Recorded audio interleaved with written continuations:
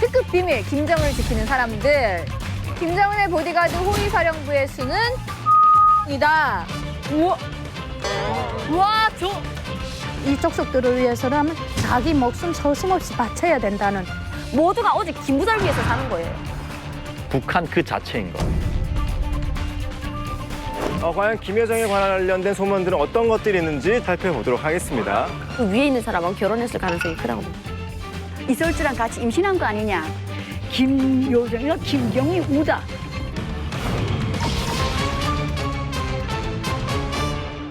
남과 북의 시청자가 하나 될 때까지 함께합니다. 이제 만나러. 오늘 새로운 분이 또 찾아주셨습니다. 6시만 되면 내 고향을 찾는 국민 청년회장입니다. 개그맨 김용면 씨 오셨습니다. 안녕하세요. 예, 안녕하세요. 반갑습니다. 예, 반갑습니다. 우리 시청자 여러분들께 인사 좀 부탁드릴게요. 예, 그 채널A 간판 프로그램 이렇게 불러주셔서 너무 고맙고요. 그 젊은 그 사람들한테 엑소가 있다면 그 한 50대 이상은 저 국민 청년회장 김용명이 있습니다. 만나서 반갑습니다. 아니 근데 요 뒤에 배경하고 이 시골 버스 정류장 느낌이잖아요.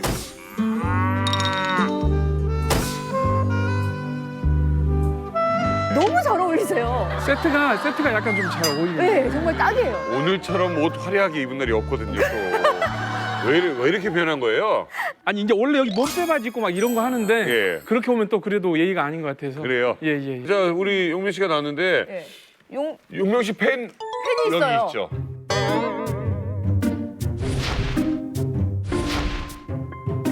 완전 극성 팬. 제가 완전히 정말로 골수 팬인데 어. 이 용명 씨 처음에 데뷔할 때부터 최근까지 변함이 없어서 좋아요. 그 미용 씨가 좋아하는 과야. 근데 오늘 나왔는데 무슨 패널로 나온 게 아니라 진짜 시골에서 영농 후계자가 나와 있는 거 같아가지고 진짜로 그래요. 주인공 같은. 너무 훌륭한 친구. 그 우리 용명 씨가 요즘 난리예요. 오늘 또 나온다니까 우리 개그맨 후배들이 네. 백석이 형 노래 좀 시키세요. 노래 끝없이 계속 시키세요. 막 그래서 그러는 거예요. 노래 그래서 되게 잘하죠. 최고죠. 예.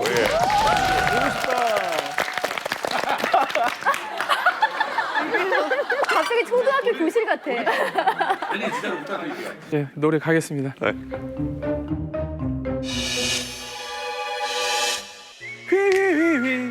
휘휘휘휘 네 곁에 서면 나는 트러블 메이크업 하지만 내 곁에 서면 난 트러블 메이크업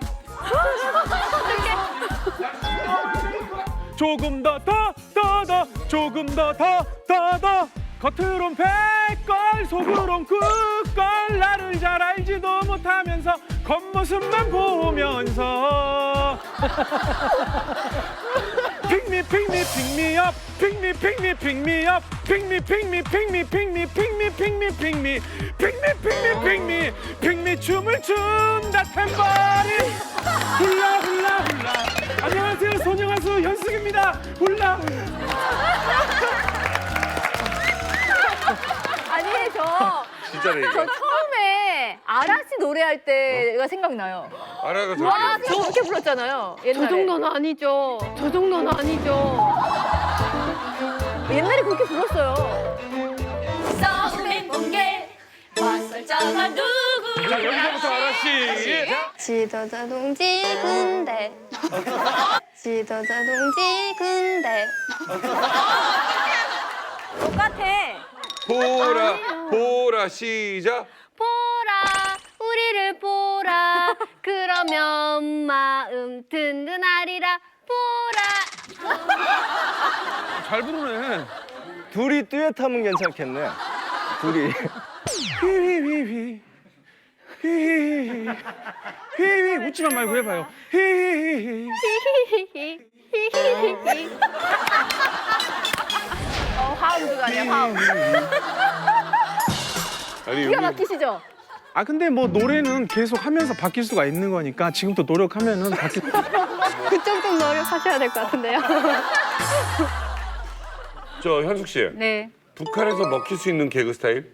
네, 일단 뭐 언질에도 감정 있고 뭐 일단 근데 뭐 주민 이렇게 사람들 관중을 웃긴다는데 기본이 있지 않나요? 개그맨이 기본 그 역할이니까 저는 아주 참 행복한 것 같습니다. 현주 씨는 막 연구하고 있는데 지금 날카로운 눈매로.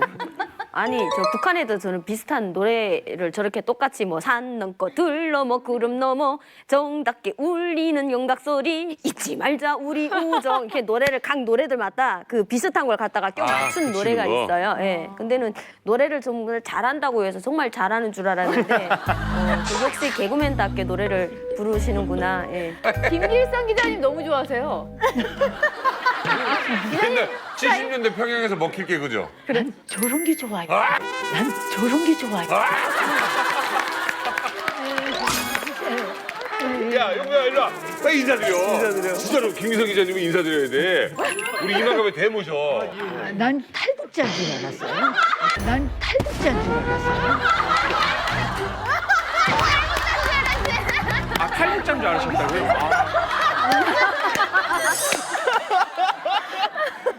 우리 용명 씨, 탈북하신 줄 알고 네. 아까부터 저쪽에 앉았는데 새로 왔네 그러셨다고. 그럼 우리 김길성 기자님을 위해서 용명 씨가 북한 노래도 좀 하실 수 있나요? 아 예, 하나 또 네. 준비했습니다. 야, 북한 노래. 대박. 둥글둥글 왕감자 대홍단 감자 너무 커서 한 입에 다 못 먹게 쪼감자 쪼감자 대홍단 감자. 아 이거 봐봐 톤을 앞에 너무 크게 잡으니까 대홍단 감자 자체가 이렇게 어렵다니까요. 참 맛있겠죠. 설미 씨 죽어요 지금. 설미 스타일이에요? 내 스타일. 그러니까 용명 씨가 아무튼 우리 이만갑의 많은 여성들이 이렇게 좋아하는 스타일이니까 네. 좋네. 자, 열렬히 환영합니다. 네, 오늘 이만갑 정말 풍성한데요. 네. 매주 새롭고 놀라운 이야기가 가득한 이만갑 오늘 시작하기 전에 북한의 최신 소식이 있다고 해서 준비해봤습니다. 요즘 북한 어린이들에게 정말 인기 있는 아이템이 있다고 하는데요. 은하 씨가 준비하셨죠? 네, 이거 먼저 사진 보셔야 될 것 같아요. 북한 그 대외 매체인 메아리라는 곳에서 최근 기재한 사진인데요. 북한에서 어린 아이들에게 장난감으로 여기 로켓이나 아니면 총 같은 장난감을 준대요. 근데 제가 봤을 때는 북한에서 전쟁 준비와 더불어서 이제 미사일 사상 교육을 애들한테 태어나서 얼마 안 된 애들한테 강조하기 위해서 아마 총이나 아니면 미사일 같은 장난감을 주지 않나 싶은데 아마 여기 계시는 많은 분들도 하셨을 거예요. 저도 어렸을 때 설방울을 들고 이제 수류탄이라고 미제 승냥이를 까부신다고 막 던지고 탱크 가지고 놀았거든요. 언제 나만 아이들이 갖고 논 그런 뭐 인형 가지고 놀고 뭐 엄마 놀이하고 이런 거는 잘 안 해요. 아들이 있잖아요. 네, 문제는 저희 어렸을 때 저렇게 총 가지고 다 놀죠. 애들, 남자애들 총 좋아하고 그런데. 우주총 같은 거지. 예, 뿅뿅뿅. 근데 저런 자세로 그것도 AK 소총 거는 저걸로. 네, 저거 따발총 같은 거 아닌가요? 소련에서 준. 거의 예비군 훈련인데요, 저거. 이게 사실 저도 이야, 어렸을 대박이다. 때 총 장난감을 갖고 놀았는데 저런 나이에는 로버트나 사실 뭐 인형이나 그런 걸 갖고 놀아야지 정상인데 저거는 어린아이들이 그냥은 안 나오는 자세예요. 엎드렸어요. 근데 저런 애들이 배우는 노래도 똑같아요. 남녘 땅에 기어든 미제 원수놈 뭐 이러면서 뚜루룩 뚜루룩 쏘자야 이런 노래를 배워줘요. 저런 애들은. 그리고 한국에는 물총을 저런 아이들이 물총을 가지고 놀지 않나요? 근데 우리 북한에서 제가 자랄 때만 해도 두 줄로 세워놓고 앞에다 미지 승냥이를 세워놓고 목표물로 세우고 그리고 총을 가지고 쏴요. 그리고 목표가 해설이 누가 정확히 맞췄는가에 따라서 그 승패를 이렇게 겨루고 했는데 최근 년간에는 저렇게 로켓까지 앞에다가 한 걸 보면은 우리 장군님 계시고 로켓가 있으면 우리는 마음이 든든하고 모든 것이 우리나라는 정말 그 강대국이라는 걸 아이들한테 그걸 인식해 주는 겁니다. 그러니까 우리나라 유치원은 여름에 물총놀이를 할 때도 주의사항이 뭐냐면 얼굴은 쏘면 안 된다. 선생님들이 가르치거든요. 밑으로 쏴라. 그런데 여기는 이제 맞춰야 되는 거네요. 우리는 눈하고 딱 머리를 맞춰야만이 명중이에요. 사실 북한은 그것뿐만 아니라 저희가 김정일, 김일성 생일 때 아이들에게 선물을 주거든요. 근데 얼마 전 4월 15일 날 김일성 생일날에 국가에서 아이들한테 선물 준 그 포장지에 아이들이 로켓을 타고 강성 국가호라고 써있는 로켓을 타고 날아가는 모습이 써 있어요. 사실은 그 말은 무엇이냐면은 북한에서 로켓이란 두 가지가 의미가 있는데 첫 번째는 나라를 지키는 무기, 그리고 그 다음은 과학 발전. 이라는 그런 두 가지 의미가 있어요. 그래서 아이들에게 어렸을 때부터 꾸준히 그리고 계절별로 이렇게 계속 세뇌를 시키는 네, 거죠. 연대별로 바뀌는데 우리 때는 세상에 부러움 없어라라고 나왔어요. 아이들이 책가방을 메고 학교에 가는 그 모습을 디자인했고 그다음에 2000년대 들어와서는 네, 강성 대국이라고 했습니다. 그러나 저기서는 강성 국가호라고 말할 때는 우리 강성 국가를 지키는 로켓이다. 그렇기 때문에 우리는 미사일이 없으면 안 된다는 걸 아이들한테 저 선물 봉지를 통해서도 보여주는 겁니다. 저걸 보니까 지금 로켓을 형성하는 건데 저게 미친 짓이 아니고 저기 제정신이면 저렇게 왜요? 아니 어린아들이 갓 태어나갖고 아직 엄마 손에서 그렇게 자라는 애들인데 뭘 안다고 그 애들한테다가 로켓까지 총까지 쥐어주고 사실 저 안에 내용물이나 좀 온전히 개선을 했으면 좋겠어요. 저 안에 내용물에 과자랑 껌이랑 들어가 있는데 저 때는 우리 때는 저기 로켓 그림이 없었고 이제처럼 학생 소년 궁전 그림이 있고 거기에 세상에 부러움 없어라라고 써놨거든요. 근데 그 과자가 오면은 우리가 받고 그걸 먹으려면은 이빨이 스댕이 돼야 돼요. 너무 깎아내서 스댕. 전문 용어 나왔습니다. 스댕. 네, 스댕이 돼야지 그 과자를 전혀 씹지 못하거든요. 너무 깎아내갖고 어르신들한테 쥐어주면 한 하루 종일 걸릴걸요. 그 과자가 빨아먹는 거잖아요. 네. 저는 걱정이 되는 게 아까도 얘기했지만 저희도 총싸움하고 놀았는데 해봤자 친구들이랑 빵이야 이러면서 놀잖아요. 근데 보니까 아이들에게 정확히 이 총으로 목표를 확실히 알려주잖아요. 그렇죠. 누구한테 네. 쏴야 된다. 아기 때부터 태어나서 의식이 딱 발달될 때부터 우리의 주적은 미국놈이다.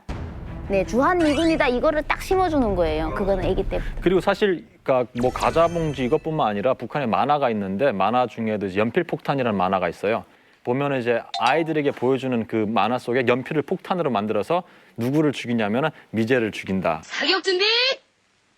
목표 전방에 나타난 적 한 손.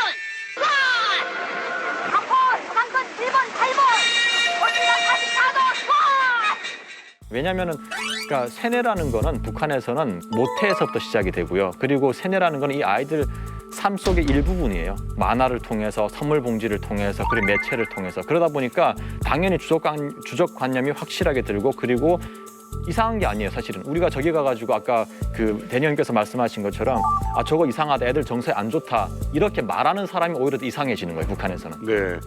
이제만 들어갑니다. 이제 본격적으로 시작하겠습니다. 함께 보시죠.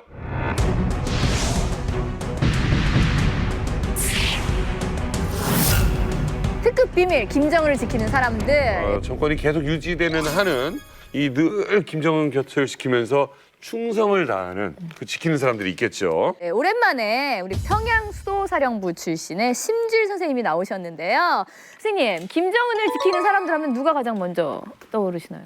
북한의 정치 체제라든가 모든 체제가 김정은을 지키기 위한 체제로 딱 돼 있어요. 국가 시스템이. 네. 그러나 물리적으로 가장 가깝게 지키는 것은 제가 평양사령부에서 복무했지만 우리 평양 방어사령부가 김정은을 지키고 더 가깝게는 허위국 아이들이 지키고 있죠. 네. 호위사령부라면은 저쪽에 호위사령부 간호사 출신 최성희 씨 얘기하는 거 아니에요?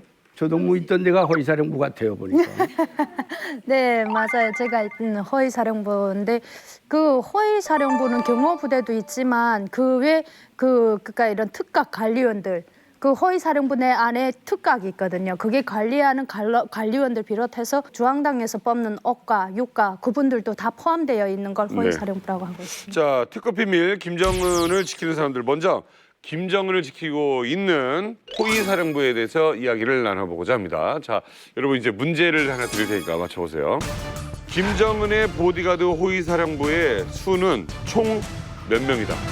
총 몇 명이다? 어렵다. 몇 명일까요? 인원이 우리가 보통 조선시대 보면은 그 왕을 호위하는 뭐 어영청. 그걸 알아? 뭐 이제 중국으로 따지면은 뭐 이제 어림군이라고 그러는데 우와. 이제 이런 규모는 최소 한 25만 명에서 30만 명 정도 되지 않을까 이렇게 생각. 왜냐면은 자기를 친위하고 따르는 측근들을 최대한 만들어놔야 이걸 뻗칠 수가 있기 때문에. 30만 명이요? 예, 25에서 30 그 정도 될 것 같아요. 너무 많잖아 그래도.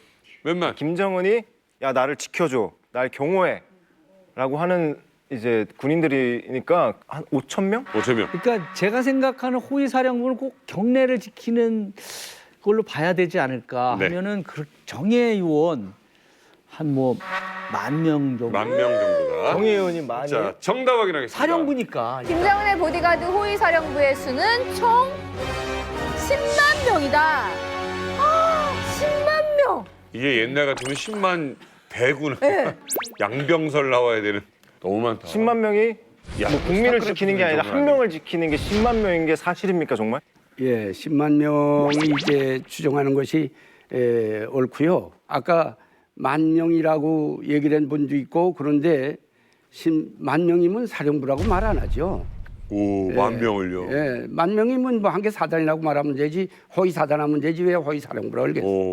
허위 사령부는 10만 말하자면 북한군이 총 뭐 한 110만 이렇게 보는데 허위국 역량만 해도 10분의 1이에요. 10분의 1이 허위국 사람들인데 말하자면 두 개 군단이 합친 게 한 개 사령부 허위 사령부예요. 이게 말이 안 되는 게요. 그러면 20세 미만이나 여성들이나 빼고 위에 예를 들어서 한 35세, 40세 위를 빼고 그러면 중간 D로 인구로 분포로 들어갔는데 최대로 쳐도 한 600만 친다면 군인이 100만이 넘는다고요, 그중에? 그렇죠. 그러면 뭐야 이게 일하는 사람보다 말이 안 되는 거잖아요. 그게 말이 되는 게 북한의 군사 복무 기간이 10년이기 때문에 가능합니다. 10년. 예, 북한 당국에서 제일 좋은 무기가 생산되거나 수입되면 방어사령부나 허위사령부를 모두 무장시켜요. 네. 가령 이해하면 북한에서 지금 5.53mm 자동서총이 나왔을 때도 방어사령부와 허위사령부가 제일 먼저 무장했다니까요. 예. 우리 대한민국에서 2016년도에 국방백서에서 대한민국 육군의 병력만 49만 명이라는 발표를 했습니다. 근데 이 숫자의 5분의 1에 해당하는 숫자다라고 할 수 있고요. 사실 허위사령부 하게 되면 우리는 청와대 뭐 경호실 이렇게 떠올리잖아요. 그러니까 우리가 북한이 말한 지금 10만 명은 김정은만 지키는 게 아니고요. 김정은과 그 일가족 또는 김정은 옆에 그 측근 보좌관들 이 사람들 안전과 안녕까지 다 지키는 거죠. 한마디로. 정치국 당주연의 정치국 위원만 돼도 허위사령부들이 가서 가택을 지켜줘요. 네, 그렇습니다. 근데 지키는데 자꾸 고모부도 죽이니까. 그 죽이는 게 지키는 거죠. 그런 거예요? 예. 아, 죽이는 게 지키는 거다? 병원이네. 허위사령부는 크게 세 가지로 나누고 있어요. 이제 일부류는 이제처럼 그 김정은 딱 허위, 그 김정은을 위주로 해갖고 가족들 이렇게 허위하는 일부류가 있고, 2부류는 이제처럼 금수산 기념궁전이라든가 그 외에 혁명열사론, 사적비 건물들 그런 걸 허위하는 거 있고, 3부류가 이제처럼 평양에 날아오르는 비행기부터 고사총 군대가 있어요. 그러니까 평양 테두리에 이렇게 있거든요. 그리고 지금 그 외에 지금 974라는 게 또 따로 새로 생겼거든요. 974라는 게. 근데 그 974에서는 이제처럼 다 하고 있어요. 허위도 담당도 하고 그 외에 테러.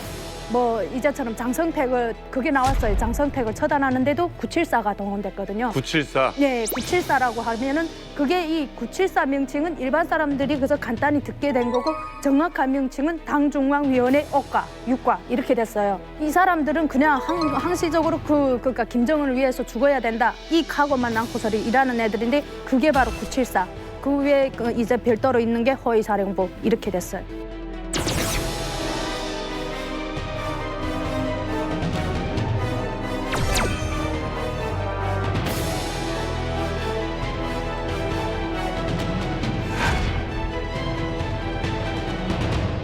그 얘기를 듣고 보니까 완전히 호위사령부는 최정예 부대네요. 그러면 그 군인들조차도 굉장히 특별한 사람을 뽑아야 될 것 같은데 그 기준이 있습니까? 출신성분 자체가 계급적 토대인데 그 절대적 표징으로 이제 그걸 보면서 이제 구체적 표징으로 충실성, 건강, 미모 여러 가지 문제를 다 이제 보고 뽑는 것인데, 정말 뭐 그 사람들 뽑고 나머지 이제 무릎 꿇고 간다든가 이제 그렇게 되는 거죠. 엘리트도 핵심 계층 엘리트가 있고 기본군 중 엘리트가 있어요. 북한에서 벌써 대학 들어가서 대학 공부한다면 이건 별로 사돈의 8춘까지 크게 나쁜 짓 한 사람이 없을 경우에 그렇지. 다 대학에 갈 수 있는 거예요. 즉 수령 족속과 저체제의 핵심 세력을 근친에서 정치, 경제, 문화적으로 보장한다. 이런 의미에서 성분 제일 좋은 사람들로 뽑아요. 기본군 중도 3개 부류가 있어요. 3개 부류에서 상위에 속하는 기본군 중에서 뽑아가요. 근데 이게 북한도 전체 국민이 의무병력제니까 제일 먼저 뽑는 게 이 저게 핵심 계층을 뽑는데 10만의 더 핵심 계층이 있었으면 20만도 만들 거예요. 근데 분포상 그렇게 안 나와요. 한 번 뽑아도 10만밖에 안 나와요. 핵심 계층하고 그 저게 기본 계층 쪽에서 대상이 되는 사람들. 그 나머지는 싸잡아서 북한 인민군대에 다 나가는 거예요. 그러니까 나머지. 전반적 엘리트 자손들이 허위국에 많이 가요. 아니 그러면 저 김지성 씨나 정민우 씨는 그 호위사령부 보면 약간 부러움과 뭐 이런 게 그런 게 있었겠네요. 좀 북한에 그 좀 남자들이면 허위국 가게 되면 좀 한 번쯤은 나가보고 싶다? 뭐 이런 게 있는데 저도 좀 나가려고 좀 운동을 학교 때 고등학교 때 열심히 했는데 저희는 좀 가족이 좀 그런 잘 안 돼가지고 처음에 포기했고 이제 허위사령부를 뽑는다게 되면 한 뭐 사돈의 8촌까지 조사를 그런 허구 조사를 하는데 그 허구 조사를 하는 과정에서 그 한 명이라도 탈락되면 그러니까 군대 못 나가는 걸로 알고 있어요. 우리도 예전에 저 장인어른한테 인사할 때 소방의 사령부 나왔다고 했더니 아 그런가 하고 좀 약간 인정해 주는 게 있었거든요. 혹시 평양에서 호위사령부 출신이라고 하면 뭐 신랑감으로 인사 왔을 때 좀 대우를 좀 받느냐? 네, 대우를 받는 게 왜 받는가? 거기 딱 제대대 오면은 공산대학 졸업증을 줍니다. 우선 그 대학 그 졸업한 사람들은 공산대학 졸업증을 주고 우선 첫째 내가 가고 싶은 대학을 지망을 하면 거기에 보내주고 우선 스권으로 이제 대학을 졸업하고 단관부나 검찰소 검사나 첫째예요. 그러니까 신랑감으로는 아주 우리 저격이죠. 중 대장님은 죽었다 깨어나도 호위사령부는 못 가. 죽었다 깨어나도 못 가죠. 그래요? 그러니까 학교 때 친구들 보니까 남자들은 똑같은 날 같이 졸업해서 같이 군대에 나간답니까? 네. 근데 초모 자체가 틀린 게 원래 신체검사 다 따로받고 6개월만 진짜 관리를 해줘요. 와서 사진 찍고 우리 기스 나면 안 되고 하니까 사진 찍고 관리를 해준다고요. 그래서 군대를 먼저 뽑던가 늦게 뽑던가 해요. 그럼 북한도 호위사령부 나왔대 하면 오키 씨 어떤 남자 내가 호위사령부 나온 남자 소개시켜줄까? 이러면 반응들이 어때요? 우와, 오케이죠. 따지지도 않고. 그리고 우리 같이 일하던 사람이 너무 일을 열심히 했어요. 그래 김정은이 호출받고 갔어요. 이 사람이 들어가는 순간에 긴장돼서 막 땀이 흘렸대요. 이마에. 그래서 주머니에서 손수건 꺼내는 순간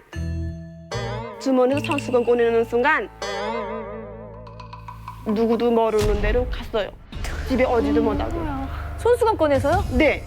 손수건 공장으로 들어가서 갔겠네. 동작도 딱 그 규칙적으로 해야 되는데 김정일이 때인데 김정일이가 그 군인들 그 훈련장을 돌아보고 있는데요. 그래 그 탁 하는데 그 한 군인이 사격을 되게 잘해가지고요. 김정일 불렀는데 그래 권총을 차고 있었는데 그 불러가지고 그 군인이 뛰어가는데 권총이라는 게 무게가 있잖아요. 그러니까 이게 앞으로 이렇게 내려왔어요. 이렇게 내려왔는데 그 군인은 그 내려오니까 다시 이렇게 뒤로 보내려고 이렇게 가는 순간에 총알이 날아왔는데 그게 그 어디서 날아온지 그러니까 정확한 걸 그러니까 다 모르고 그러니까 그 호위하는 사람들이 그러니까 뭐 보이는 데 부분만 아닌데 안 보이는 데서 다 이게 감시하고 아니 그게 권총이 아닐 수도 있잖아요. 그러니까 사격 훈련 하던 자세에서 그 이렇게 찾아가지고 그랬으니까 막 달려갔는데 무기가 무거우니까 앞으로 돌아왔는데 그걸 다시 뒤로 보내려고 하는데 총알이 사실상 쿠데타. 높은 사람이 불러서 지금 fut보로 가는데 총은 지금 자꾸 내려오고 건들건들하고 하니까 그걸 바로잡으려고 하는 순간에 그걸 사살했다는 것은 김정일 측근에서 경호하는 아이들이 사살했지 다른 사람이 사살한 건 아니에요. 그 군사법이 있어요. 그 군사법에 총이 흘러내면 안 되는 게 최고사령관 앞에서 총이 흘러내렸다는 자체는 그 군기가 아예 이게 혁대가 이렇게 돌아가면 한 바퀴 들어가면 11년차 가야 돼 군대가 장교가 진짜로 그 법이에요 법. 김정일이나 김일성이나 김정은이나 이제 어디 행차를 간다 그러면요 거기 가기 전에 저격수가 다 배치돼요. 어디에 있는지를 배치가 되기 때문에 아까 총에 손이 갔다 그러면 무조건 사살이에요 그거는. 아니 근데 저기 호위사령부 출신 성희 씨도 저렇게 까다롭게 뽑혔어요? 안 돼, 당연히 그랬죠. 키가 몇인데? 키가 몇이에요? 한번 일어나 보세요.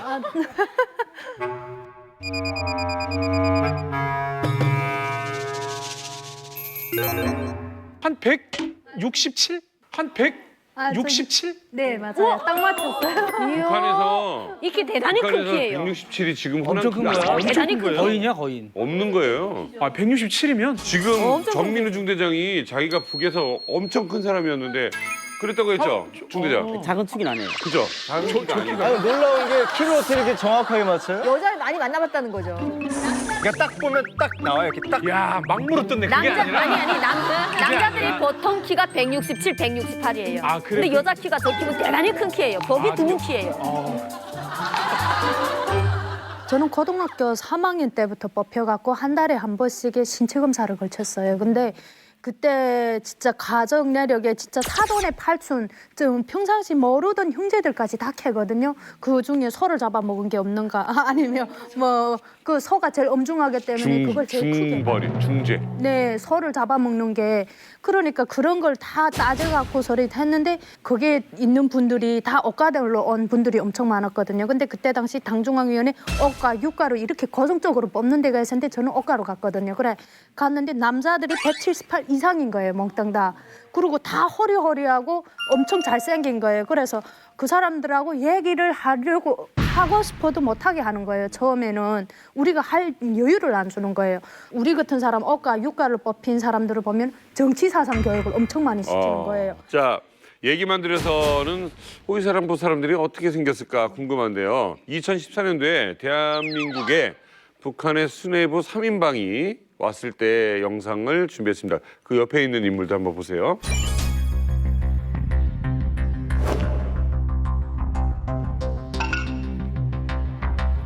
자, 선글라스 끼고 온 분들 보이시죠? 한국 사람 아니에요?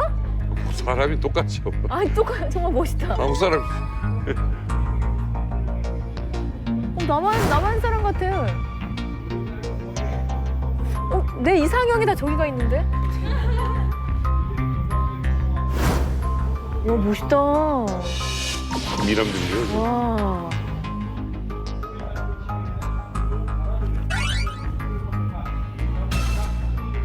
얼굴형이 하나예요, 다. 운동 잘하는 사람 얼굴 있죠, 왜? 그래요.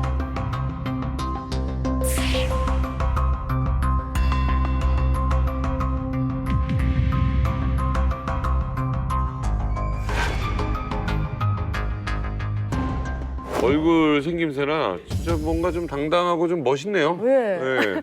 전에 저거를 TV에서 봤어요, 뉴스에서. 근데 남자가 봤을 때도 정말로 짱짱하잖아요. 몸도 그렇고 진짜 위력감이 느껴지는데 저런 사람들, 호위사령부 사람들은 그런 훈련도 일반 군인들하고는 다르게 할 것 같은데 어느 정도 강도를 하는지. 그러니까 사실 그 호위사령부 25시라는 책이 있어요. 그 직접 호위사령부에 계셨던 분이 한국에 오셔가지고 쓴 책인데 그 책에 보면 이런 내용이 있어요. 김일성하고 이제 그 인민무력부장 오진우 그리고 호위사령부장 이제 그 이일설 세 명이 앉아가지고 차를 마셨대요. 마시면서 인민무력부장 오진우가 이런 말을 했대요. 우리 인민군은 세계에서 최강입니다.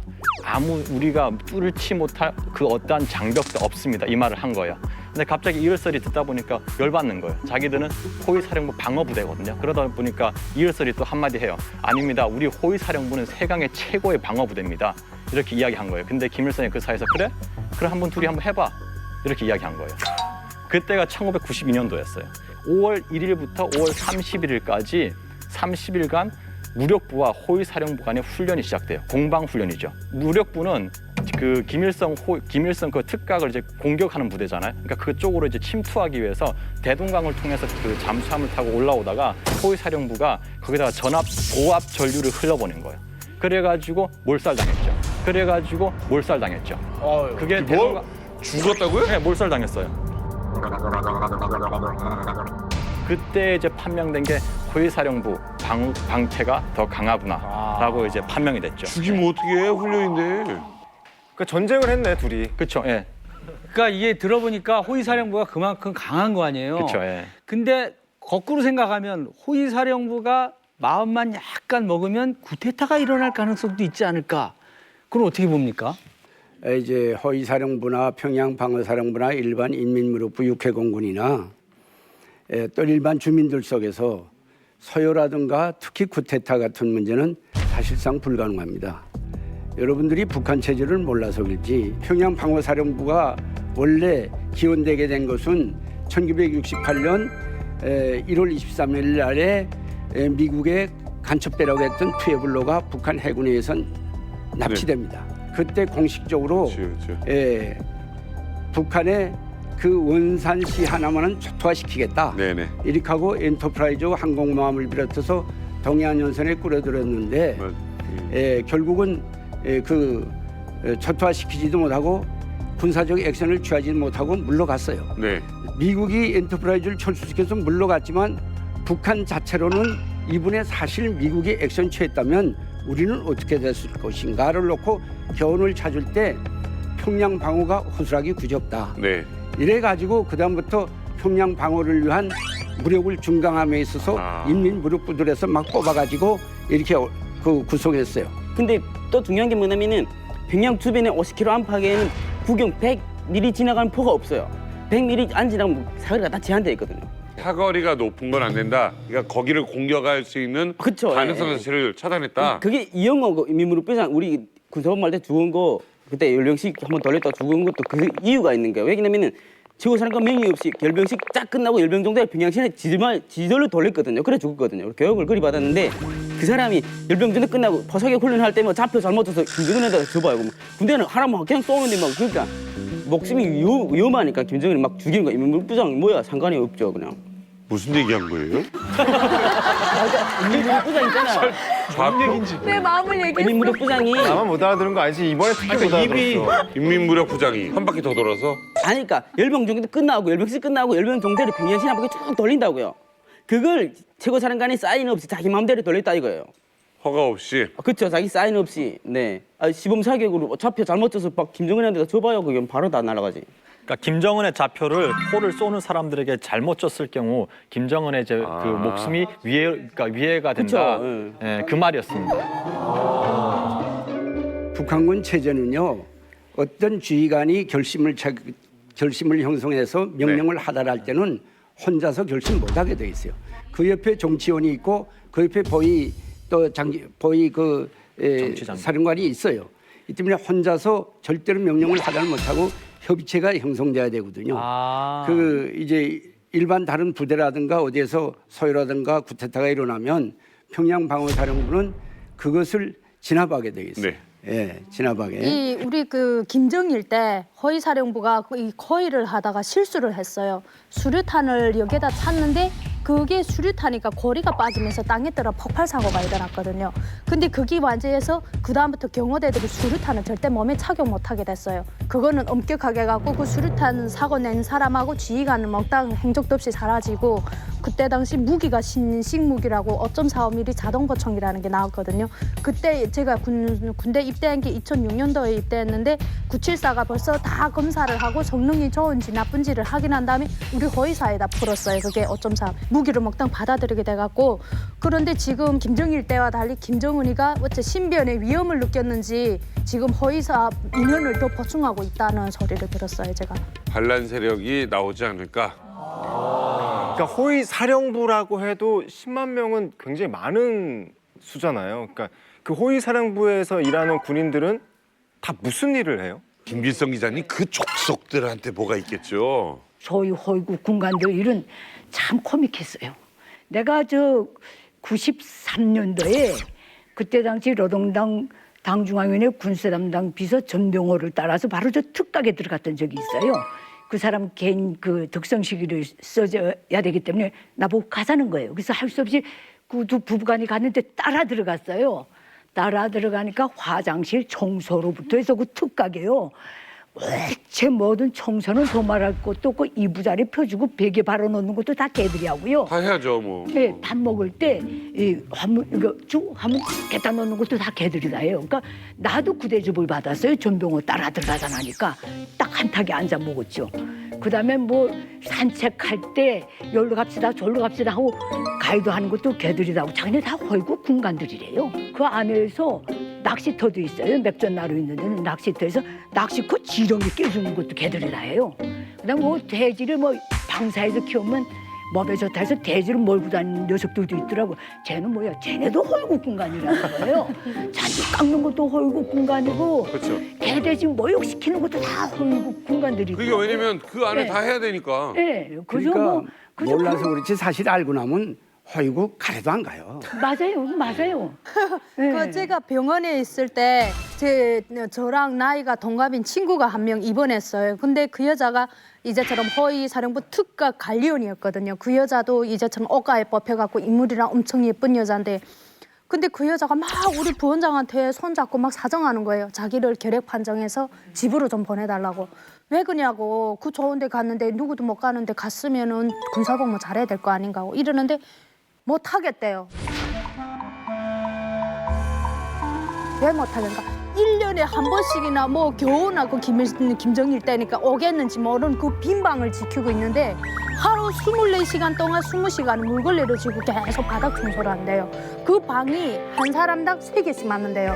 그 바닥 평방수가 너무 큰데 그걸 하고 나면 허리가 막 아프고 힘들대요. 그리고 군기 괜히 잡고 네. 깨끗하게 입고 다니는 게 얼마나 맞아요. 힘든 건지 아세요? 그리고 군대에서. 사람이 너무 없으니까 지나가던 걔네도 보면 막 반가워서 막 뛰어나갈 정도 됐대요. 너무 사람 못 봐가고. 정말 할 게 없으니까 계속 이거 하고 있는 거예요. 왜 그거 있잖아. 군복 줄 잡으라고 하는 게 어쩌다가 휴가 나갈 때 한 번 해야지 매일 줄 잡고 있어야 네. 되잖아요. 그런 데는. 네, 그래서 마지막에는 막 애가 막 사정하면 울며 불며 부모들 불러달라 해갖고 우리 부원장이 몰래 데려왔어요. 부모들을 데려와서 이렇게 하니까 아버지는 또 사상이 꽉 배긴 사람들은 야, 그런데 아무나 가는 사람들인가 니 왔으면 마지막까지 해라 하고 딸을 윽박지르는 거예요. 그러니까 엄마는 또 딸 편이니까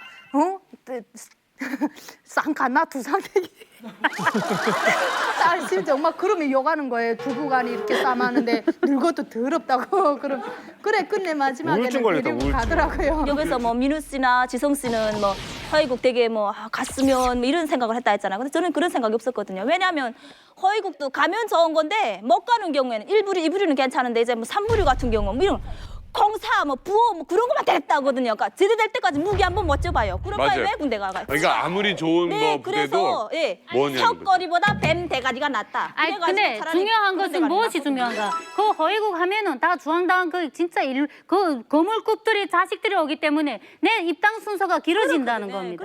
그러니까 그 부모들이 와서 막 이러니까 부모들이 권력 있는 아이들은 어깨에 힘을 주고 한 몇 년이면 딱 입당을 해가지고 이렇게 제대되는데 그 부모가 권력이 없고 가정 타고대만 좋은 사람들은 10년 만길로 제대돼가지고 그저 당증 하나만 둘러매고 오는 겁니다. 그러니까 그럴 바치기는 아차리 일반 부대에 일반 가서 부대간이 낫단 그래서 말이에요. 이렇게 맞아요. 그러니까 지정 씨 이게 솔직히 군대는 네. 제일 편한 게 좀 밖에도 좀 자유롭게 왔다 갔다 하고 좀 맛있는 것도 좀 생기고 이래야 재밌는 거잖아요. 저 아는 그 친구 형이 허위국 출신이거든요.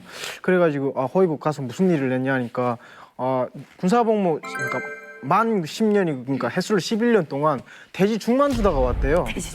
네, 그래가지고 소직이 그거면. 네, 그래가지고 어떤 데서 그렇게 일을 했길래 그 돼지 죽만 주다 왔냐 하니까 그 뭐 당중앙면에서 급식용으로 쓰는 돼지가 돼가지고 그 사료도 다 뭐 고급으로 썼다 그러더라고요. 예, 형도 1년 동안 복사기만 돌리다 왔다. A4지 터는데 손 많이 비었어. 저는 그때 네. 제대하고 와서 처음 그 선 들어왔던 남자가 허위사령부 출신이에요. 근데 선보러 왔는데 이 사람은 그 김일성 저책을 지켰답니다. 그러면서 김일성 부인 그 김성애 그 사람에 대한 얘기를 계속 하는데 치매 걸려가지고 자기들끼리 국무 쏘고 있으면 와서 사탕 먹어 그러면서 사탕 한 개씩 주고 간대요. 근데 그런 얘기 안 하기로 하고 지장 찍고 나오는데 이 사람은 저한테 그 얘기를 다 해줬어요. 자기 허위사령부 얘기를. 신고했어요? 아니 그래서 제가 이 사람하고는 살면 안 되겠다. 수용소 가겠다. 나중에 가도 되지. 수용소 가겠다 이런 생각이 그때. 그런 위험하니까. 우리도 그 얘기하지 말라고 막 그러거든요. 얘기하셨죠 몇 개. 근데 저는 또 비밀을 취급받은 사람이라서. 이게 문서를 많이 보기 때문에 안 됩니다. 복사하니까. 저는 안 됩니다. 아니 아까 그 화면에서 봤던 그 저분들은 정말 대단한 그러게요. 분들이네요, 진짜. 아무튼 뭐 이렇게 얘기하다 보니까 잠깐만요. 오늘 한마디도 안 해서 심심한 사람이 있나 봐야죠. 아라 씨. 네. 호위사령부 지금 정리해 보니까 어떤 곳이라고 생각이 됐어요? 네, 제가 아까 얘기하고 싶었는데요. 제가 어릴 오랜만에 때는 말해서 목 잠겼어. 제가 어릴 때는 이제 TV를 통해서 보면 김일성이랑 항상 연관된 그 영화가 허위 사령부였어요. 네. 그래서 되게 대단하고 정말 장군님을 위해서 어떤 인민들을 위해서 엄청 큰 일을 하고 있는 사람들이구나라고 생각했었거든요. 정말 중요한 일만. 근데 오늘 와가지고 이렇게 돼지도 기르고 아무 할 일이 네. 없다라고 했을 때 되게 실망이. 아니 근데 엄청 다 멋있는 사람이 사람들. 그런 거예요. 자기 할 일 할 때는 그러니까 뭐 어디 회장님도 화장실 가듯이 그거만 누군가 일해야 한다잖아요. 되니까. 저 은하 씨는 어때요? 지금 호위사령부 얘기 들으니까.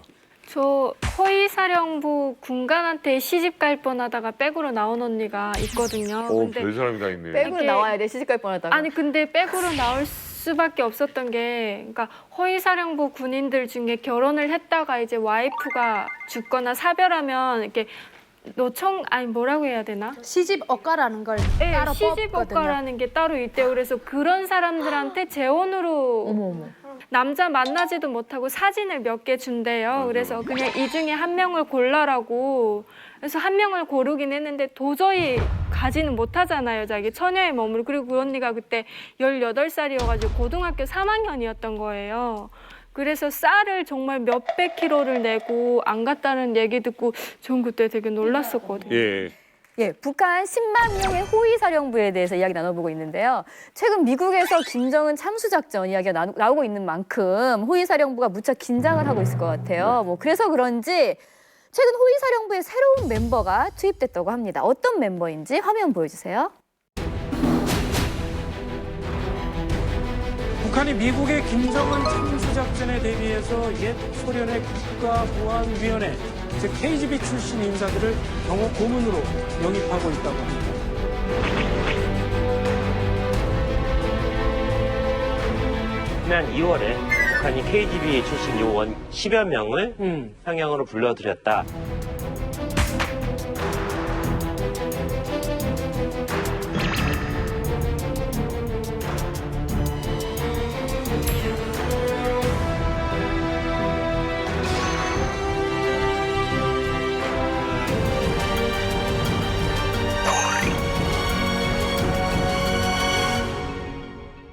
KGB 요원이 와서 출신 요원이 와서 이제 훈련을 시킨다는 거죠. 그러니까 아무래도 김정은이 그래도 무섭긴 했나 봐요. 이렇게 저렇게 KGB 요원이 와서 이렇게 훈련을 가르쳐주고 하는 게 정말 사실입니까?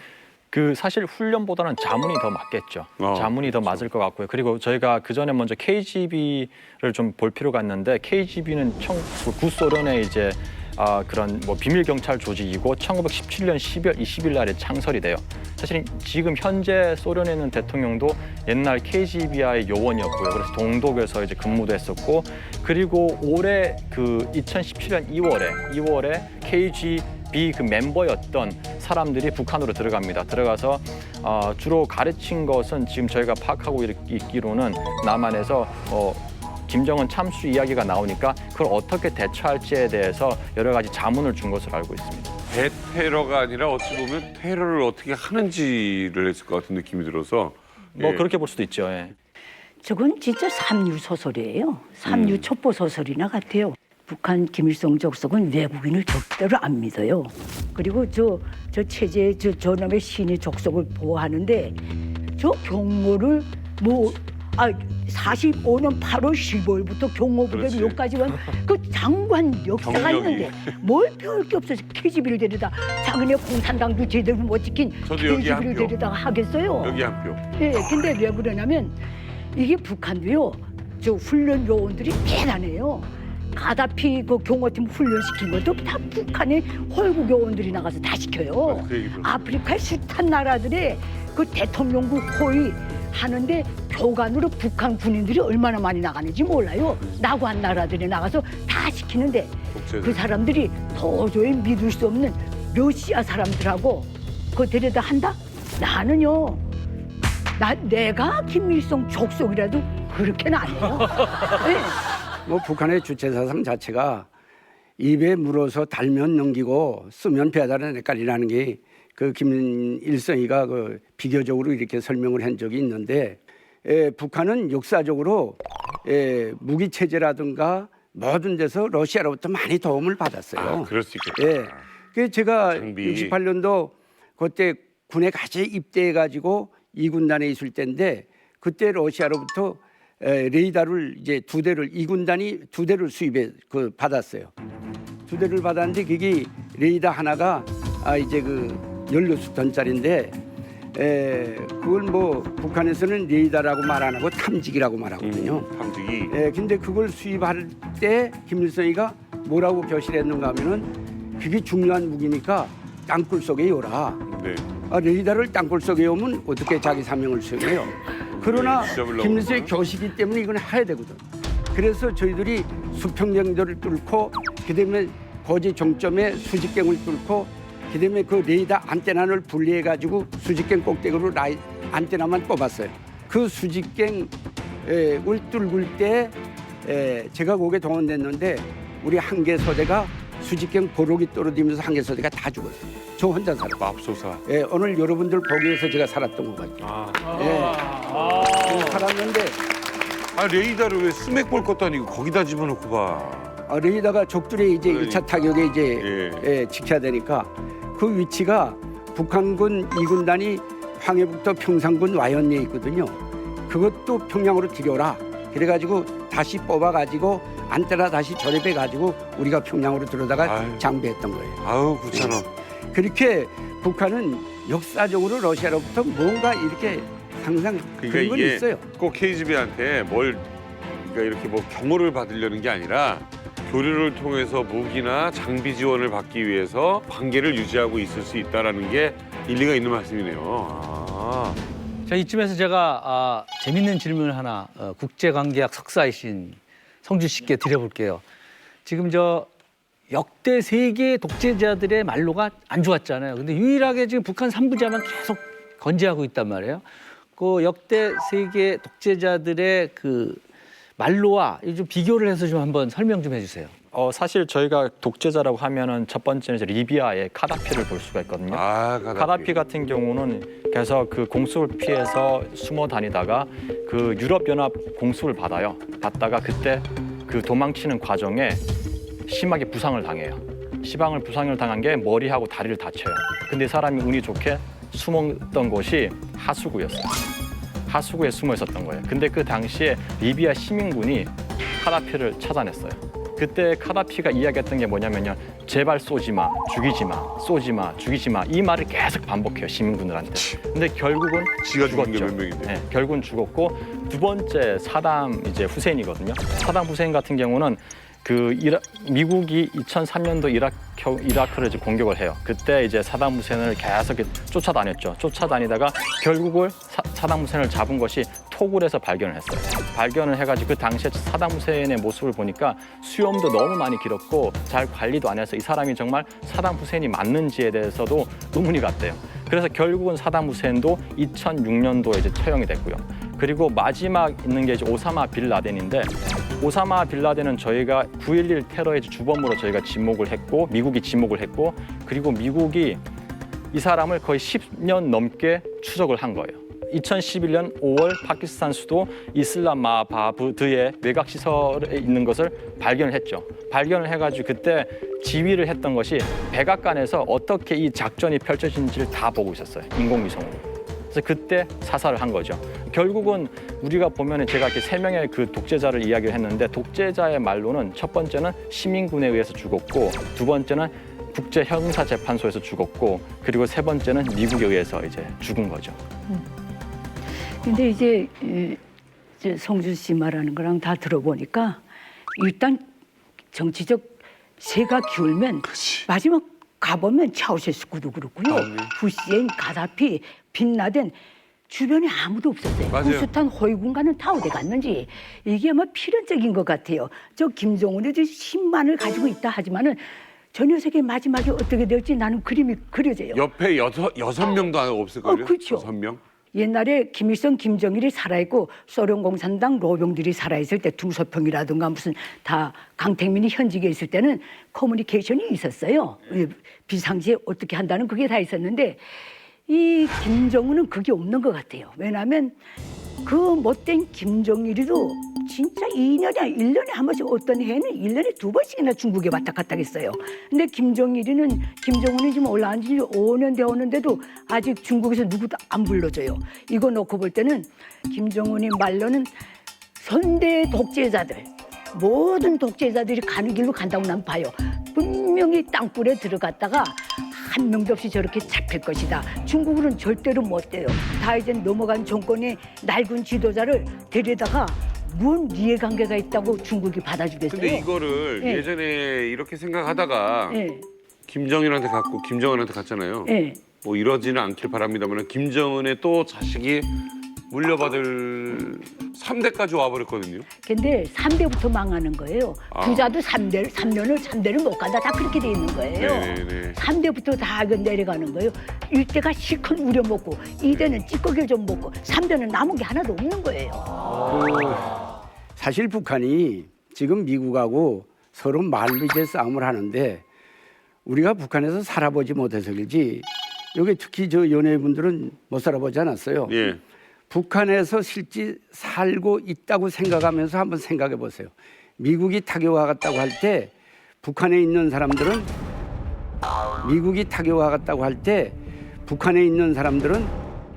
북한에서 실제 살고 있다고 생각하면서 한번 생각해 보세요. 미국이 타격하겠다고 할 때 북한에 있는 사람들은 얼마나 사실 쫄리는지 몰라. 겁나죠. 네. 무력부 작전국 아이들하고 내가 이제 술도 많이 먹고 뭐 그러긴 했는데 그 작전국 아이들이 작전하는 대로 최고사령관이 이제 비준하게 되면 그게 이제 결심이 되는 거예요. 야들은 미군과 일본군과 한국군에 대해서 군사적 역량 대비 관계를 너무나도 잘 알아요. 조가 관계. 그러니까 걔들이 얘기를 하는 게 그게야. 야, 미국하고 싸운다는 게 그저 계란으로 파이들 까는 거다.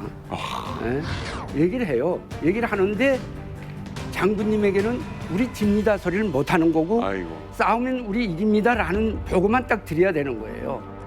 그러니까 인민무력부에서 작전 전술연구 토론회를 할 때 자, 미국이 쏘는 토마호크 미사일을 누가 맞겠는가? 이러니까 아무런 대책도 사실 북한은 없는데 100발 쏘면 100발 다 맞아야 돼요. 아무런 대책이 없다니까. 토마호크를 어떻게 먹어?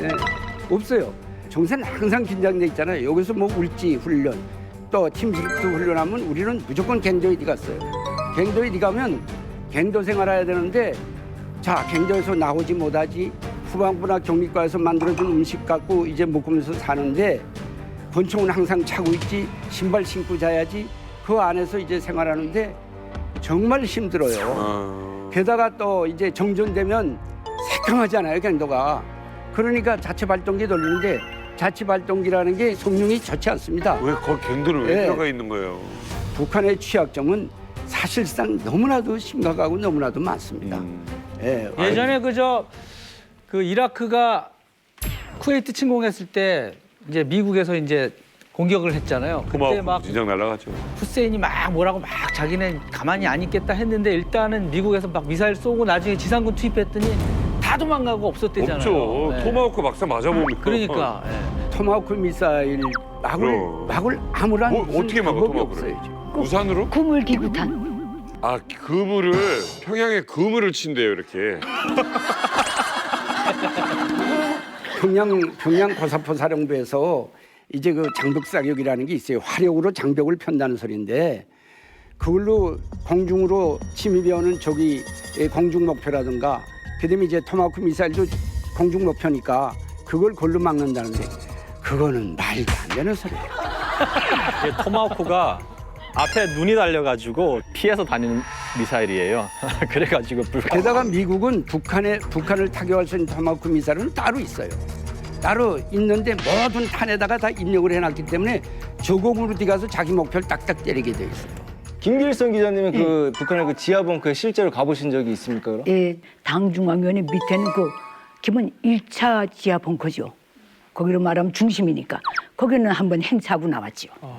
예, 시뮬레이션을 하면서 들어갔다 나왔는데 쫙 들어가면요 정말 굉장해요. 탁월하게 뚫려놨어요. 선들이 많고요. 그 안에 탱크도 있고요.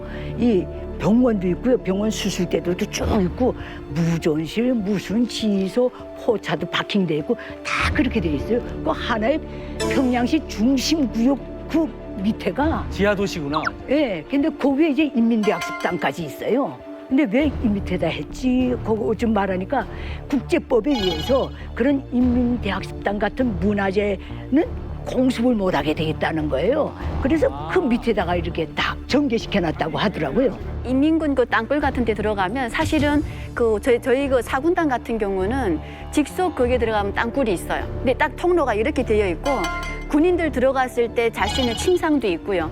그다음에 그 우리가 말하는 물 탱크 같은 거 만들어 놨습니다. 거기에는 물이 항시적으로 이렇게 담겨 있어요. 그럼 모르는 일반 사회인이 들어왔을 때는 수영장인가 이렇게 느낄 정도로 탱크가 엄청 큽니다. 거기가. 아무튼간에 호위사령부 얘기를 듣다 보니까 좀 이렇게 좀 처음에는 약간 야 무시무시하구나 10만이나 되다니 했더니 막상 그 안에 들어가면 지금 보급, 먹는 문제 이걸 얼마나 고민들을 하겠어요 지금 사실 지금은 옛날 같지 않을 거 아닙니까 심 교수님 옛날에나 보급 좋았지 뭐 모든 걸 다 자체 해결해야죠. 그러니까 지금 뭐 월급이 잘 나오고 있어요 건빵에 별 사탕이 있겠어요 월급 나오면 뭐래요? 쌀 한 킬로도 못 사는 월급 있겠고. 그러니까 네 특급 비밀 김정은을 지키는 사람들 평양의 호위사령부가 이 김정은의 신변을 지키는 사람들이었다면 이번에는 그 체제를 지키는 사람들에 대해서 알아보겠습니다. 예. 최근 북한 실세로 떠올랐지만 정말 베일에 쌓였던 김여정 어떤 인물일지 저희가 준비했습니다. 함께 보시죠. 리만갑 인물 탐구 김여정 그녀는 누구인가? 2015년부터 활발한 활동을 하며 최근 정치국 후보위원으로 초고속 승진한 김여정. 이남 일녀 중 막내인 김여정은 90년대 후반 10대의 나이에 오빠 김정철, 김정은과 함께 스위스에서 유학 생활을 하며 지낸 인물로 그녀의 성격은 또래의 여성들처럼 활발했다고 하는데 김정은은 96년부터 2001년 1월까지 스위스에서 유학을 했는데 그때 김여정이 같이 했던 것으로 그렇게 알려지고 있습니다. 북한의 김정은을 그래서 가장 가까이에서 봤던 김정일의 과거 요리사 후지모토 겐지를 2008년 12월에 동경을 방문했을 때 만나서 생생한 이야기들을 증언들을 들을 수 있었습니다. 7월 27일은 북한에서 전승기념일이라고 불리는데 그날 모란봉 악단 공연이 있었고 두 자리가 비어 있어가지고 그 자리가 이제 김정은과 리설주가 앉을 자리 아닌가라고 생각을 하고 있었는데 김여정이 본인이 확인을 하고서 이제 거기 곁에 있던 남학생들한테 오늘 김정은하고 이제 리설주가 오지 않는다고 알려줬다라고 합니다. 당시 김여정은 카메라를 좋아하고 좀 활달한 우리나라의 일반적인 여대생과 비슷한 모습이었다고 합니다. 북한 주민들에게 알려지지 않은 김여정이 처음 북한의 모습을 드러낸 건 2011년 김정일 연결식 때였다. 이후 북한 공식 행사에 간간히 모습을 보이다 2015년 노동당 선전부에 임명된 뒤 본격적으로 김정은의 우상화를 담당하며 활동을 시작한 김여정. 그런데 현지 지도와 각종 행사에 참석하며 김정은을 보필해온 김여정이 2016년 6월 이후 갑자기 종적을 감췄는데 지난 4월 9개월 만에 나타난 김여정. 일부 언론에선 김여정이 뼈 결핵을 앓는 것이 아니냐며 건강 이상설을 제기했는데 김여정의 어머니 고용희가 비교적 젊은 나이에 유선암으로 사망한 점을 고려한다면은 김여정이 가족력이 있다고 할 때 어떤 병인지는 우리가 알 수 없지만은 김여정이 건강 이상으로 인해서 장기간 모습을 드러내지 않았을 가능성은 충분히 있다고 봅니다. 이러한 이유 때문인지 김정은은 북한 내 유일한 혈육인 김여정에 대한 애정이 각별하다고 하는데 김정은과 김여정은 어릴 때부터 서로 친했고 또 스위스 생활까지도 같이 했기 때문에 둘 간의 관계는 매우 애틋하고 각별하다고 할 수가 있습니다. 그래서 김정은이 현재 자신의 어떤 스케줄, 공식 행사 참가 등을 김여정에게 맡기고 있고 어느 누구보다 김여정을 편하게 생각을 하고 있다. 김여정이 크게 의존하고 있다고 볼 수 있습니다. 그동안 베일에 쌓여있다 북한 실세로 떠오른 김여정. 김여정에 대한 온갖 추측과 기사들이 나오고 있는데 김여정을 둘러싼 소문들 과연 진실일까 거짓일까?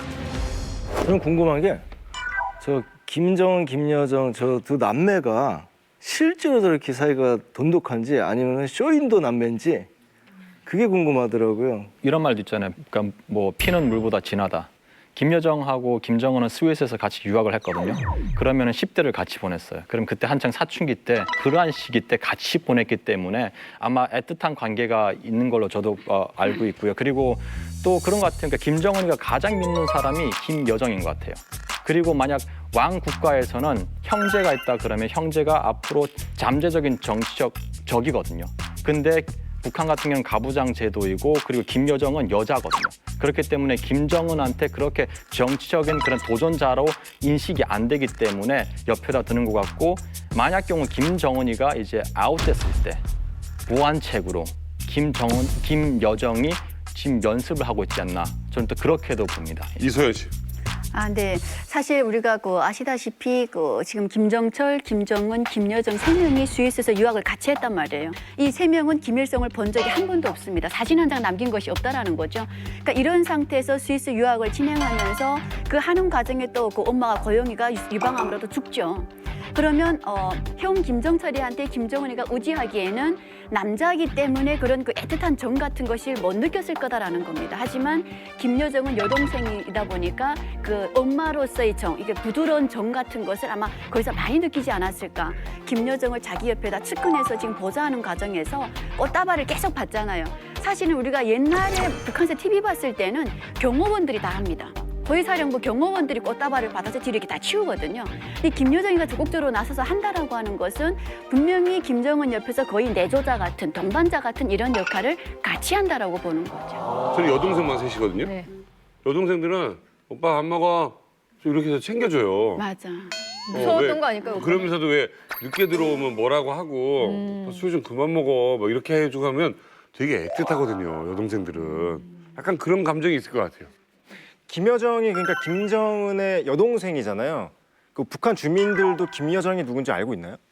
처음에는 몰랐어요. 저도 언제부터 김여정을 알게 됐냐면은 김정일 사망 이후 전문식장에 김정은이 뒤에 까만 옷을 입고 젊은 여자가 서 있었는데 사람들은 누가 봐도 김여정이다, 김정은이 동생이다 대주지 않았어도 보나마나 저건 동생이나 부인쯤 되겠지 이렇게 말이 돌았거든요. 함부로 거기에 못 서 있는 거니까. 네, 함부로 못 서고 딱 뒤에 서 있었으니까 부인도 아닐 것이고 저게 이렇게 등장할 쯤 하면 아마 형제일 것이다. 제가 군사복무할 때 금수산 기념궁전 허위하던 허위병이 저 병원에 입원한 적이 있었거든요. 근데 그때 당시는 김정일이 살아있을 때 됐으니까 김여정의 그런 걸 아무도 모를 때였어요. 근데 그때 당시 김여정이가 금수산 기념궁전이라 이런 데 계속 한 주일에 한 번씩 계속 방문을 했대요. 방문해갖고 이제처럼 거의 일꾼들하고 자주 와갖고 저건 담당 군이 아니면 이제처럼 간호사겠다 아니면 애첩이라든가 이렇게 생각을 했대요. 근데 그 후에 출입이 잦고 그다음 마지막에 포도 관리원들하고 대화가 완전히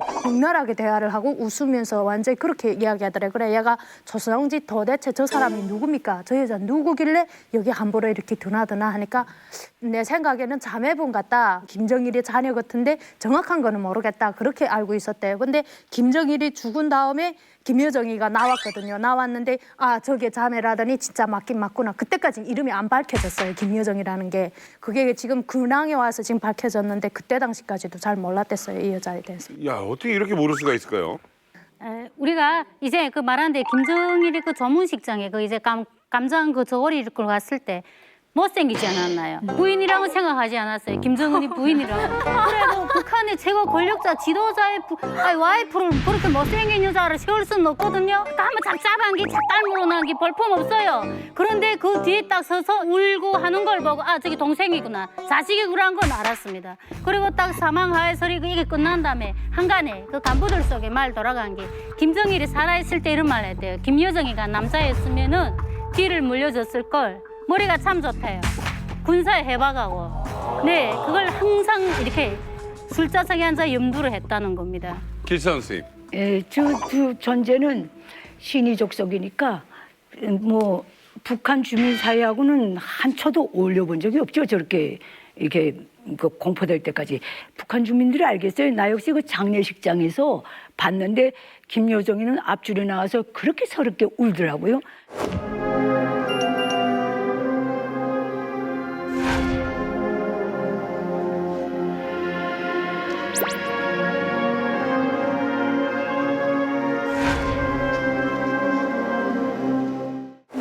뒤에 어떤 여자가 이런 기둥 뒤에서 머리를 내밀었다 들어갔다 내밀었다 들어갔다 그게 지금 이설주였어요. 그러니까 그때 울 때 저건 김일성 족속의 가다리로구나 그걸 알았죠. 그래도 그 가게 가족 이런 걸 전혀 모르는 수가 있나요? 신격화되다 나니까 김일성 때는 김경이랑 김정일이는 우리랑 다 같이 대학 다녔어요. 근데 그 김정일이 때부터는 내원녀들로부터 줄줄이 애를 나타나니까 공개시킬 수가 없은 거예요. 그러다 나니까 계속 숨어서 키우고 내국에 내보내고 정상적인 북한의 교육 시스템에 한 초도 들어가 본 적이 없어요. 그 자식들은. 그러니까 이게 지금 세상에 많이 안 알려져 있습니다. 사실 저희가 어찌 보면 무슨 뭐 요리사였던 사람의 얘기를 건너들은 거 뭐 이랬대더라 뭐 이런 걸로 추측하고 있는데 그래서 우리가 또 오늘 재밌는 이야기를 한번 해보자라고 해서 어찌 보면 좀 소문에 돌던 이야기들을 하게 됐습니다. 네, 김여정에 대한 떠도는 소문들 아주 많다고 하는데 데니아 씨가 준비하셨죠? 네, 제가 준비했습니다. 이런 거 재밌더라. 지자씨 같은 거. 북한에서 김여정이 2인자로 떠오르는 만큼 소문이 굉장히 많은데요. 과연 김여정에 관련된 소문들은 어떤 것들이 있는지 지금부터 살펴보도록 하겠습니다. 네, 자, 첫 번째 루머입니다. 첫 번째 루머. 신우이 김여정과 올케 리설주는 사이가 안 좋다? 용명 씨, 예. 지금 유부남이시죠? 예, 그렇죠. 유부남이죠. 지금 가정의 평화는 괜찮으신가요? 아니, 가정의 평화는 무조건 남자가 잡고 가야 돼요. 용명 씨. 예. 개그맨은 미인과 결혼한다라는 속설 같은 게 있고 실제로 뭐 옥동자부터 시작해서 뭐 수없이 많은 남희석 씨도 그렇고요. 그럼 용명 씨 그 아내 분도 미인이신가요? 예, 저희 아내도 굉장히 미인이시죠. 누구 닮았나요? 예? 누구 닮았어요? 예를 들어서. 그 이런 말 하긴 그런데 그 영화 배우 좀 닮았습니다. 누구요? 저기. 영화 배우로 치자면 여기 신은아는 정우성 닮았잖아요. 어디요? 신은아 씨. 진짜 그러시네요. 이분은 정우성이잖아. 눈썰미가 약간 닮으셨네, 정우성 씨를. 감사합니다. 예. 그 옆에 윤설미 씨, 삼이자 씨 닮고 다 있잖아요, 이렇게 사람들이. 네. 누구 닮았어요?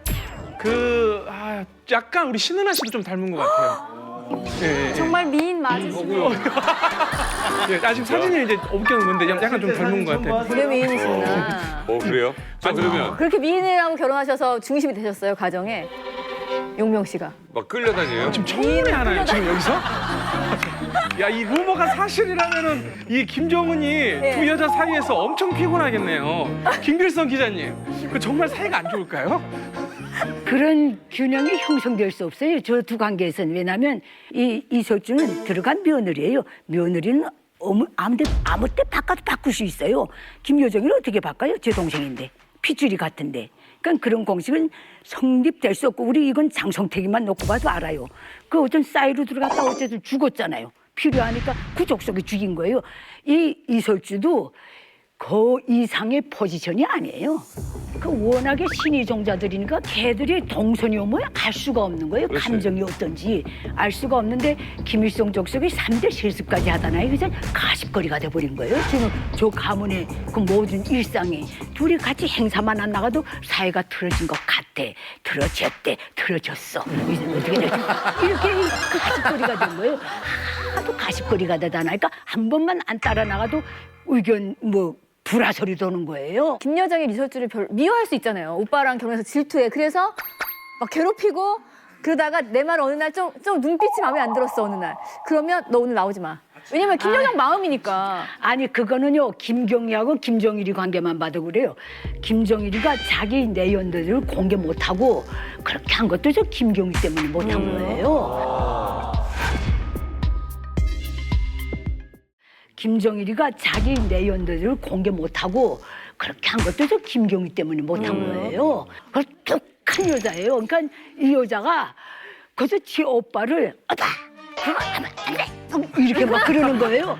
그러니까 김정일이는 뽀조시 김일성이 죽은 다음에 나도 김경희는 무서워. 그건 당중앙의 간부들 앞에서 한 말이에요. 그러면서 내 말이 곧 김경희 말이고 김경희 말이 곧 내 말이다. 이렇게 자기하고 동격으로까지 올려놨어요. 원래 남자들이 좀 여자 말엔 약하잖아요. 그 생긴 거 띵띵한 게 김여정이랑 이겨먹게 생기진 않았어요. 김정은이가. 그러니까 그런 관계는 있을 수 있는데 김여정이 현재 맡고 있는 그 중차대한 꽃다발까지 받을 정도의 그 다망한 곡에서 이설주 언제 신경 쓸 새가 있어요? 따로 사는데. 그건 있을 수가 없는 일이에요. 제가 이제 탈북하기 전에는 이제 제 동네에서 난 소문이에요. 이제 리설주가 고향이 청진이잖아요. 근데 경성에서 특각에서 첫 애를 낳대요. 근데 그때 김여정이가 와서 이제 순산할 때까지 처음부터 마지막까지 다 지켜봤고, 그리고 리설주가 딱 출산한 다음에도 어깨를 두드려주면서 형님 너무 고생하셨습니다라고 깍듯하게 했대요, 되게. 근데 그 옆에서 보신 분들이 소문이 나온 건데, 그래서 제 동네에서는 김여정과 리설주의 사이가 엄청 좋다. 근데 아기는 아들인지 딸인지는 모르는데 딸이라서 김정은이 안았었을 것이다. 그때 김정은이 안았고 김여정이 첫 애를 볼 때 왔었다. 이렇게 소문은 그렇게 났었어요. 자, 여러분들 재밌죠? 네. 자, 김여정에 관한 소문 두 번째 루머 보겠습니다. 자, 두 번째. 김정은의 여동생 김여정은 유부녀다 카더라. 그래, 그럴 수도 있겠다. 결혼을 했을까요? 안 했을까요? 했다는 소문이 있었는데. 아까 사진 반지도 있던데요, 사진에?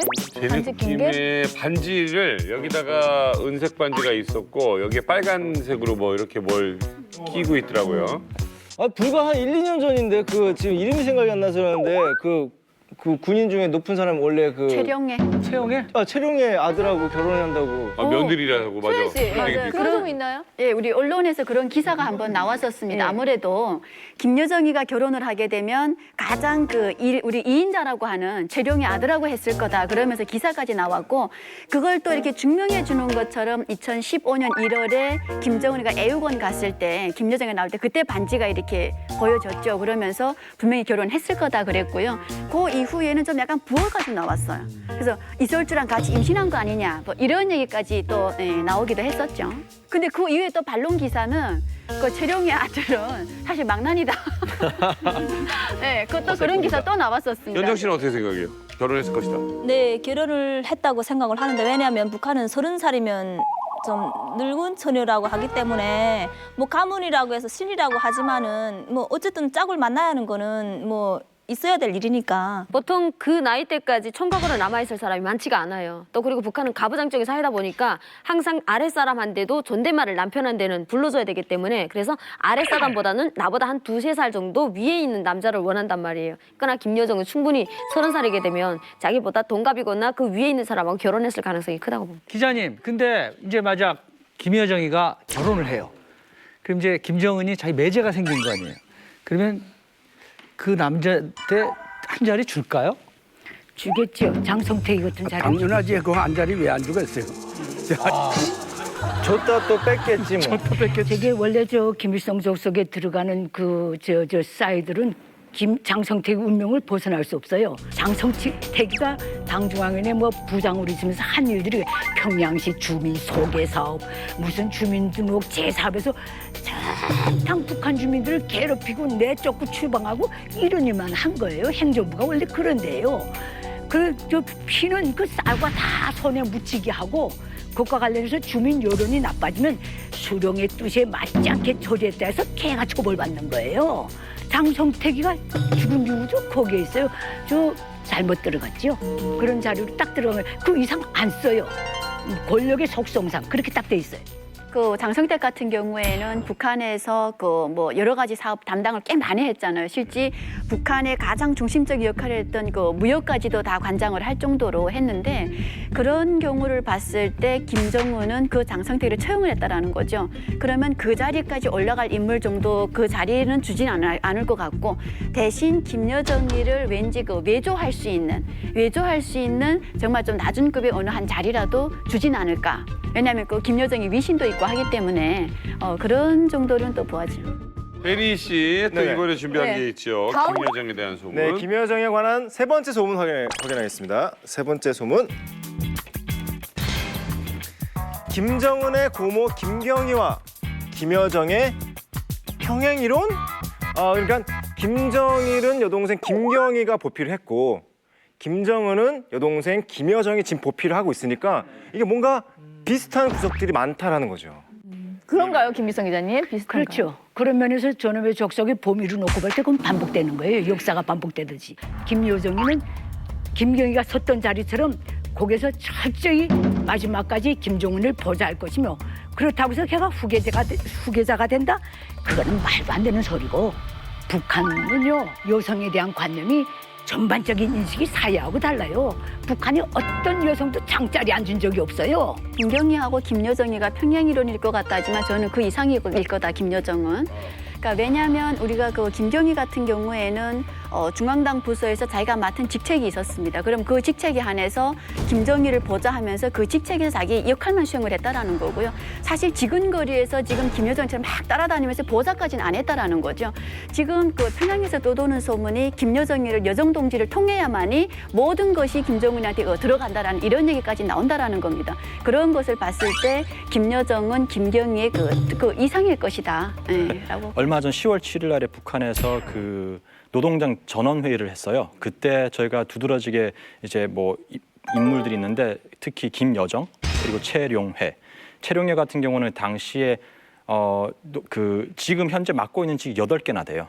그리고 김여정 같은 경우는 또 정치국 위원으로 이제 발탁이 됐고요. 조선노동당 중앙위원회 제7기 제2차 전원회의에 관한 보도.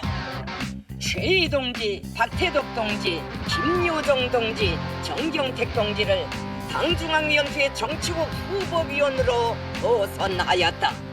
사실은 저희가 김경희하고 김여정을 좀 비교해 볼 필요가 있는데 김정일 시대 때 여자 하면은 김경희 동생이었죠. 동생은 64세 나이에 정치국 위원이 됐어요. 근데 김여정 같은 경우는 지금 30대 초반이거든요.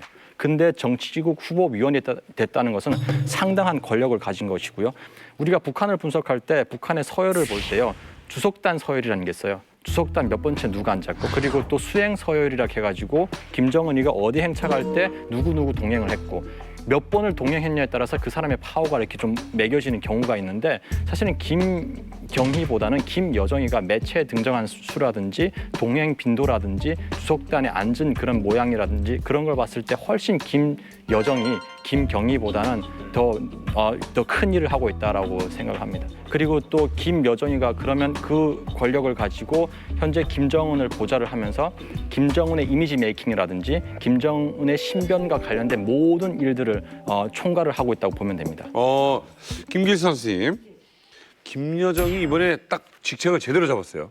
북한의 서류를 보면 수령이 있은 다음에 당중앙위원회 정치국 상무위원제가 있고 그다음에 정치국 위원제가 있고 정치국 후보위원제가 있고 그다음에 당중앙위원회 위원제가 있고 당중앙위원회 후보위원제로 이렇게 딱 돼 있어요, 수직으로. 그러니까 그 후보위원까지 올라갔다는 거는 김여정의 위치는 다른 거 아니에요. 당중앙위원회 최고의 상 결정기관 거기에 참여할 수 있다는 뜻이에요. 정치, 경제, 군사 뭐든데 의견을 제출할 수 있고 토론에 붙일 수 있고 참가할 수 있는 그 지위에 올라갔다는 거예요. 연정 씨 생각에도 좀 이 평양이론 될 것 같아요? 물론이죠. 그건 저뿐만이 아니고 북한 사람들이라면 다 그렇게 생각을 하거든요. 김정일이가 김경희를 믿고 의지했듯이 저 김정은이도 김여정이가 자기 핏줄이기 때문에 김여정이밖에 정말 제일 믿을 만한 사람이 없을 것이다. 그리고 그 김경희가 정말 직책상 이렇게 뭐 임무를 수행했잖아요. 높은 임무를 수행했으니까 김여정이도 김경희처럼 웅당. 김정일이 김일성이 뭐 핏줄이니까 뭐 웅당 자연적으로 이렇게 높이 올라갈 것이다. 뭐 이런 건 주민들 속에 다. 김길성 기자는 이제 얼마 전에 그 친구들이 자꾸 제가 이만감 나오니까 그거 좀 물어봐 달라고 그러는데 그 김여정이만을 위한 그 남자 기쁨조가 있습니까? 오, 궁금하다.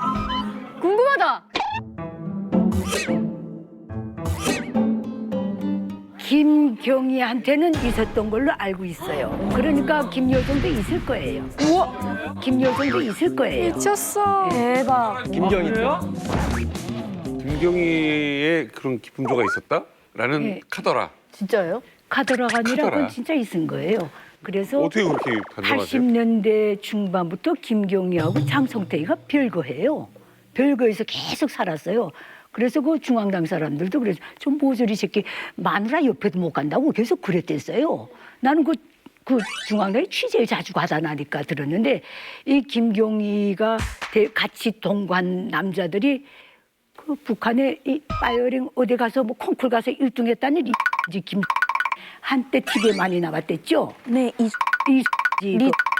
그것도 기쁨조로 들어갔고 이예요.